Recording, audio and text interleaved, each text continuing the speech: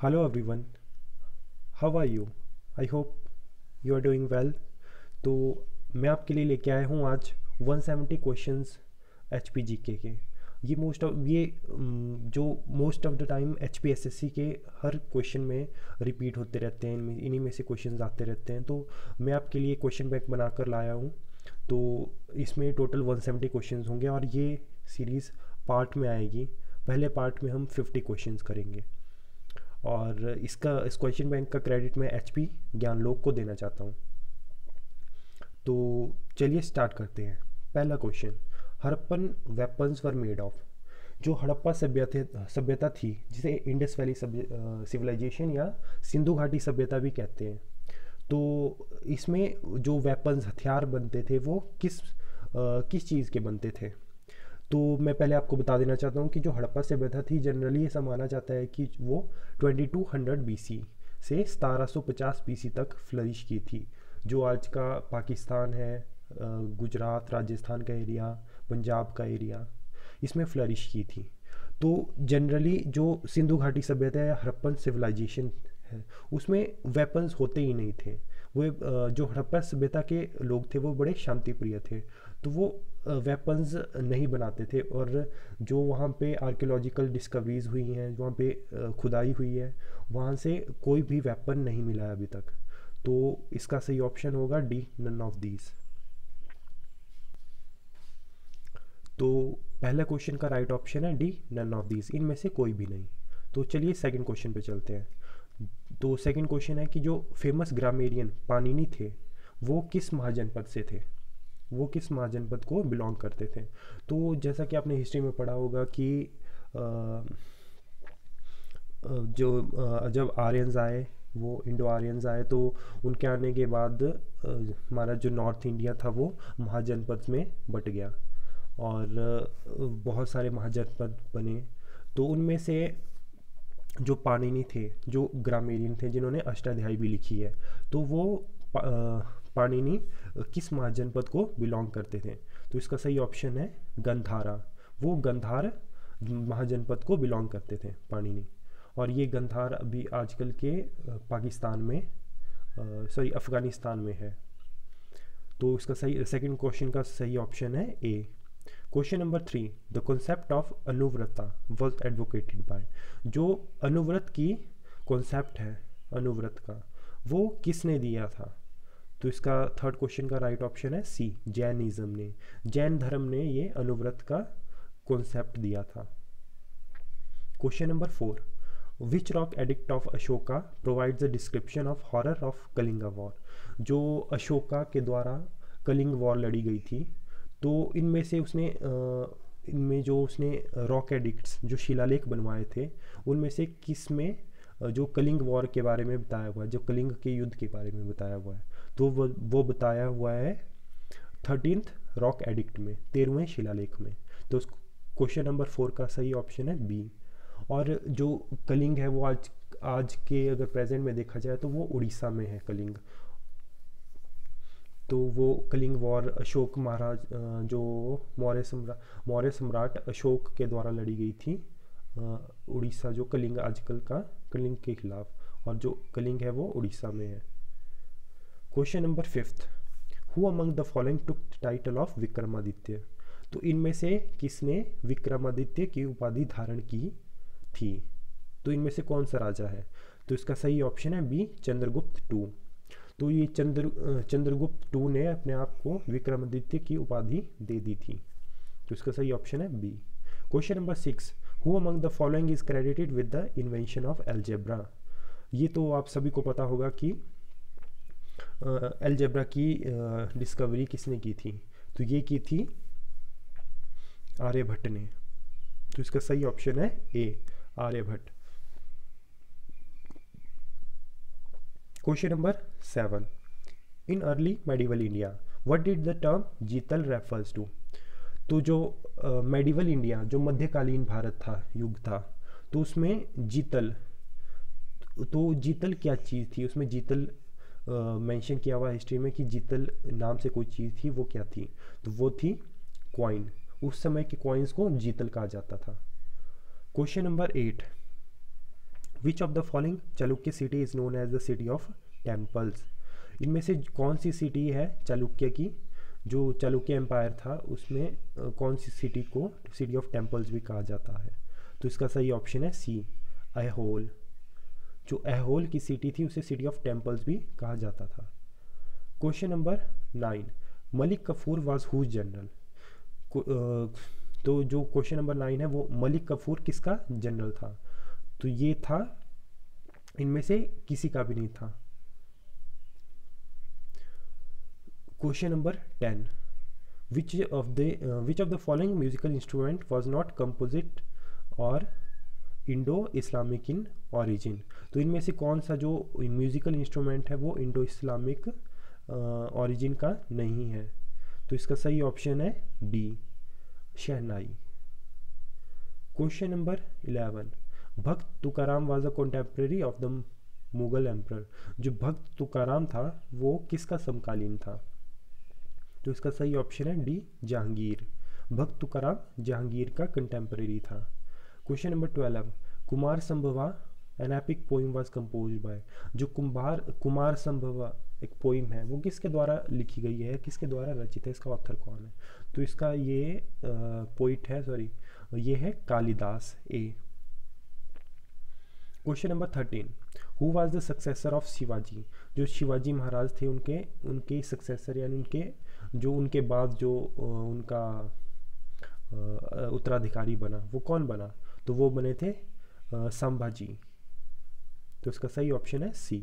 Question number 14, इसमें है कि which one of the following was the first fort constructed by the British in India. तो इनमें से कौन सा किला है जो अंग्रेजों ने सबसे पहले भारत में बनाया था? तो ये बनाया था fort Saint George. Question number 15, who was the first governor general of India. तो जो first governor general of India कौन थे? वो थे विलियम बेंटिक। और question number 16, the last major of British India territory took place during the time of.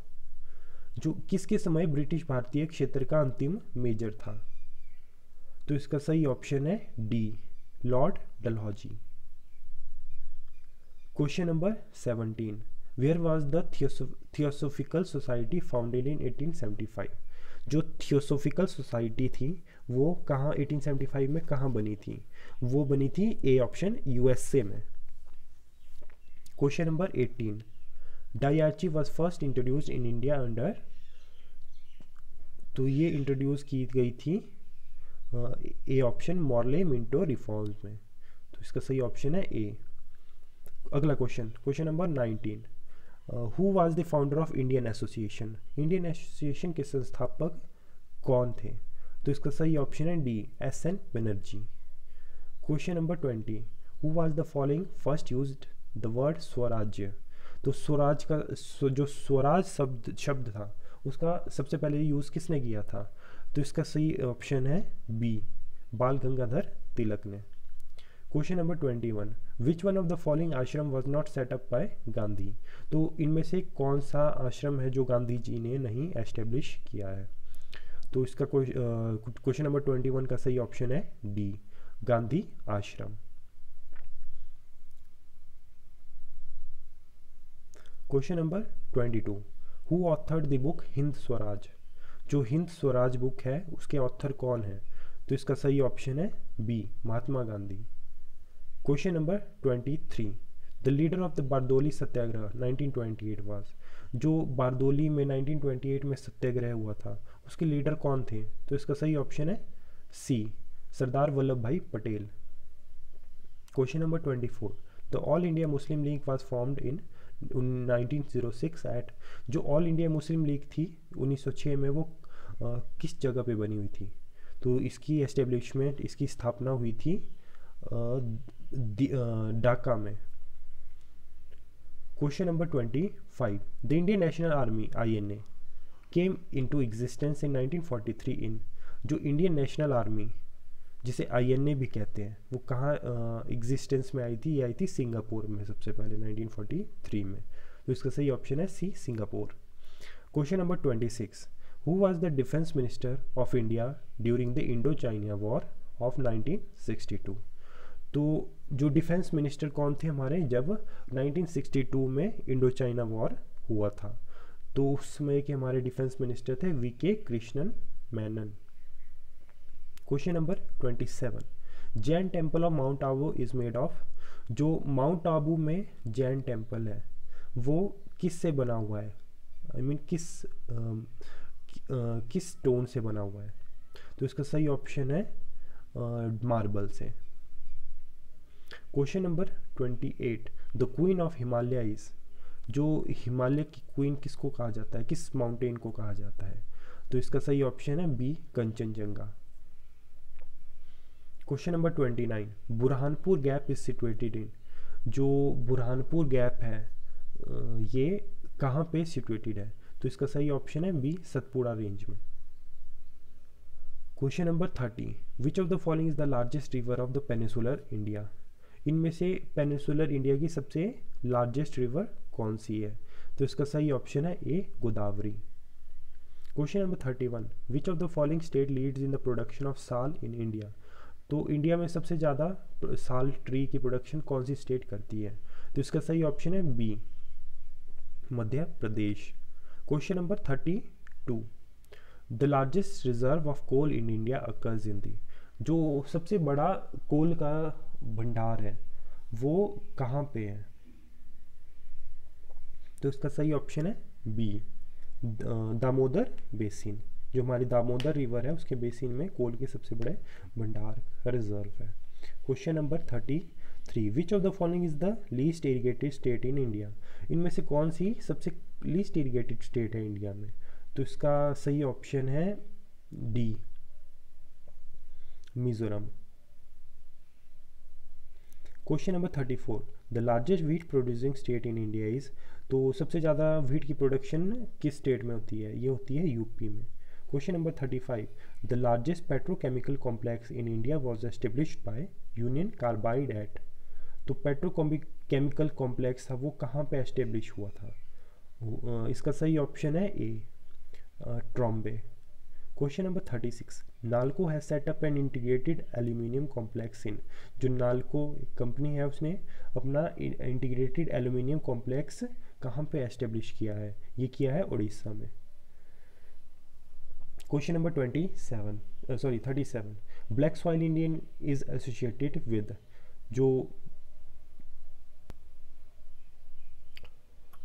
जो black soil है वो किससे एसोसिएटेड है? वो है बसाल्ट से। Question number 38, agar agar is obtained from. जो अगार अगार है वो किससे ऑब्टेन किया जाता है? ये किया जाता है सी वीड से। ये एक टाइप की एल्गी है। Question number 39, which of the following is not a navigable river. तो इसमें ऐसी कौन सी रिवर है जिसमें नेविगेट नहीं किया जा सकता? तो इसका सही ऑप्शन है डी चिनाब। चिनाब नदी में आप बोट नहीं चला सकते हो। Question number 40, which of the following fibres is often called as the golden fibre of India. तो इसमें से कौन सा ऐसा फाइबर है जिसको गोल्डन फाइबर ऑफ इंडिया भी कहा जाता है? तो ये है जूट। जूट को गोल्डन फाइबर ऑफ इंडिया कहा जाता है। Question number 41, which state has the highest number of illiterates in India. तो ऐसी कौन सी स्टेट है इंडिया में जहाँ हाईएस्ट नंबर ऑफ इलिटरेट मतलब जो कम पढ़े लिखे हैं जिस स्टेट में? तो उसका सही ऑप्शन है A Bihar. Question number 42, which of the following is a pull factor for the cause of the factor that cause migration.